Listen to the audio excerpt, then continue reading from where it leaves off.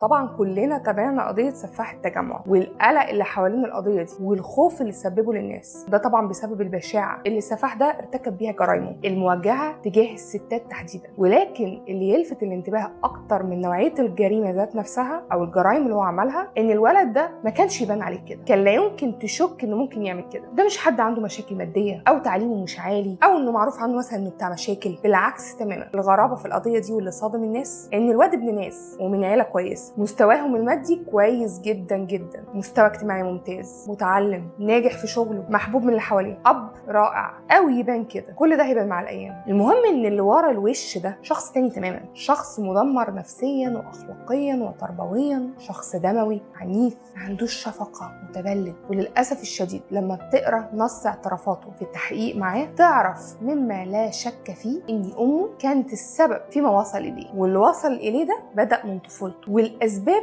ممكن اي واحده فيكم لما تسمعها وتكون ام تحسها عاديه، اخطاء عاديه ممكن ترتكبها اي ام اثناء عمليه التربيه، لكن للاسف ما تتخيلوش حاجات قد ايه بتعملها الامهات اثناء التربيه غلط، عن جهل، عن قصد، وبيتسبب في مشاكل كبيره وعقد كبيره جدا عند الاطفال، وبسببها ممكن يطلعوا اشخاص غير اسوياء بالمره. ببساطه الحكايه زي ما اتقالت في اعترافاته اللي قالها بنفسه اثناء التحقيق معاه، انه اتولد في اسره غنيه واسرته شافت ان هو عنده امكانيات عقليه مميزه من وهو صغير، فحبوا يعملوا له مستقبل افضل. تخيل ان انت تحب تعمل مستقبل افضل لطفلك فيطلع مستقبله كده. المهم خدوه طلعوا على امريكا وعاشوا حياتهم هناك، والولد كان عايش عيشه كويسه جدا لان هم زي ما قلت ماديا مرتاحين جدا ولغايه هنا كويس. ولكن تيجي العلامه الفارقه في حياه الولد ده ان امه كان نوع من انواع الحمايه، كانت تقول له على كل حاجه غلط وحرام، غلط حرام، ما تعملش كده، ده غلط، ما تعملش كده، ده حرام. طب تفهمه؟ لا. توعيه، تشرح له، تقنعه؟ مش ممكن. الرد الوحيد على كل شيء انه حرام. فالولد يروح مدرسه يسمع ويشوف حياه الاخرين، يلاقي واقع معاكس عن اللي بتعلمه له امه في حاجات كتير. وتيجي الصدمه الكبرى لما الاولاد يتكلموا في المدرسه عن الامور الحميميه وان ازاي بتحصل عمليه الانجاب. طبعا بيقولوا له ازاي. الولد يرجع لمامته ويسالها هو احنا بنتولد ازاي؟ فقالت له احنا بندعي ربنا وهو بيبعت لنا الطفل، بس كده، ربنا اللي بيبعت الاطفال. فيرجع للمدرسه والولاد يتكلموا تاني فيقول لهم ايه؟ الاطفال بيجوا بالدعاء. طبعا العيال ضحكوا عليه وعملوا مسختهم وتنمروا عليه. فالولد رجع تاني لمامته وقال لها اللي صحابه قالوه في المدرسه، وان الانجاب بيحصل بطريقه كذا كذا كذا. وهنا الام تصمم ان كلامهم غلط وان احنا بندعي بس عشان الاطفال تيجي. هي قررت تريح دماغها وده مبررها، عشان حرام انا مش هعلمه ومش هفهمه، هو احنا بندعي فالبيبي بيجي، انتهى الموضوع. طب ده هم بيقولوا لي كذا، لا لا لا لا لا، وهو كل دين وليه طريقته. احنا في ديننا بندعي وبس وبتيجي الاطفال، لكن هم بيعملوا حاجات غلط. الحاجات دي احنا ما بنعملهاش. صراحه انا مش عارفه كان ايه اللي في دماغها بالظبط لما اصرت على الفكره دي. كانت فاكره ان كده بتحميه، وبدل ما تشرح له وتفهمه ويجي الشرح والفهم ده منها هي، لا، قررت تنكر الموضوع. طبعا الكلام ده مش ممكن يطلع شخص سوي ابدا، وطبعا ليه عواقب وخيمه، وده فعلا اللي حصل. لان ببساطه الولد لما كبر شويه وهو لسه في بدايه المراهقه 13 14 سنه جرب اللي ماما قالت له عليه، لا،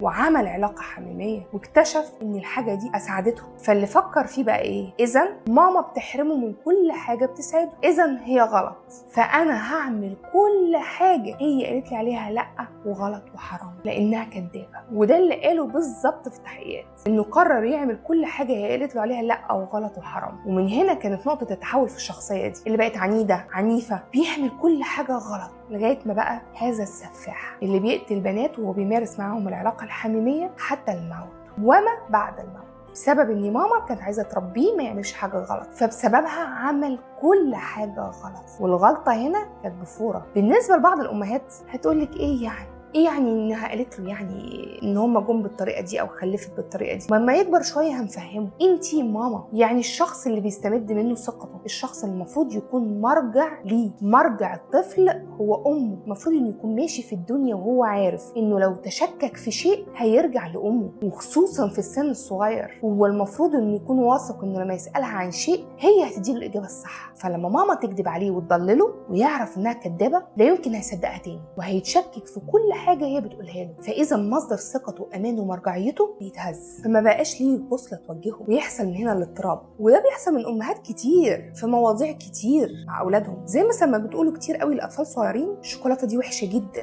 اي حاجه فيها سكر كتير وحشه جدا، لو اكلتها بطنك واسنانك هتوجعك قوي قوي قوي قوي، اسنانك هتقع وهيبقى شكلك وحش. فبعقليه الطفل اول مره هيجربها من وراكي ويحس بحلاوتها، وطبعا سنانه مش هتقع في لحظتها ولا بطنه هتوجعه، هيبقى ساعتها ماما كدابه، واي حاجه بتقول عليها لا وغلط هي في الحقيقه مش كده، هي حاجه حلوه، اذا انا هعمل كمان الحاجه دي من وراها، مع انها كانت الافضل لو شرحت بطريقه مبسطه واسهل على قد سنه ان الحاجه دي هتاذيه على المدى الطويل. لكن اختصار الامور في ان الطفل كده كده هيسمعك غصب عنه ده بيدمر الدنيا. زي برضو امهات كتير الولد واقع على الارض قبل ما يلحق يعيط نقوم ضاربين الارض، ما تعيطش حبيبي ادي الارض اهي، الارض الوحشه اللي وقعتك. بعد كده الواد يكبر تقول لك ما بيتحملش مسؤوليه، طبعا ما هو ماشي في الدنيا كل ما يتكعبل يقول مش مسؤوليتي، خد على ان الامور اللي بتحصل حواليه خارجه عن ارادته. في قصه سفاح التجمع كان ببساطه كان ممكن تقول له وتشرح له بطريقه تناسب سنه الموضوع بيتم ازاي، تستشير حد متخصص يساعدها في ده، تشرح للطفل بطريقه مبسطه تتناسب مع سنه. لكن هي ريحت نفسها وقفلت الباب على طول، قفلته بمنتهى السهوله. حكى انها كمان منعته من حضور دروس الثقافه الانجابيه في المدرسه، اللي هو لا انا هفهمك ولا هسيب حد يفهمك. طب انت خايفه حد تاني يفهمه بطريقه مش كويسه، طب فهميه انت.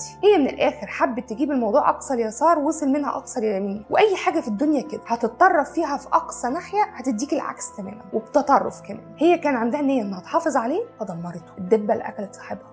فعلا قضيه سفاح التجمع دي نقطه فارقه في موضوع التربيه، لازم تفكروا فيها كويس جدا. فكري في كام غلطه ممكن تعمليها بسهوله اثناء ما انت بتربي ابنك او بنتك وتاثر على حياتهم العمر كله. فكروا ازاي تعلموا ولادكم وازاي ما تاخدوش الطرق المختصره، خد الطريق الطويل الاصعب عشان هو ده اللي بيجيب نتيجه. كون مصدر ثقه وامان لابنك او بنتك، كونوا انتوا ليهم المرجع الموثوق، ما تخافوش كل ما تعبتوا في الطريق ده كل ما كانت النتيجه كويسه. انك تقول لهم كل حاجه وحقيقتها بطريقه مبسطه افضل بكتير ما تكذب عليهم وتهدم ثقتهم فيك في المستقبل. في النهايه انك تجيب طفل للحياه دي مسؤوليه كبيره جدا جدا جدا، لو مش قدها بلاش من الاول، لان زي ما انتم شايفين المشرحه مش ناقصه قاتله. في النهايه كانت معكم تي بي انور السيناريستيه، ويومكم سعيد.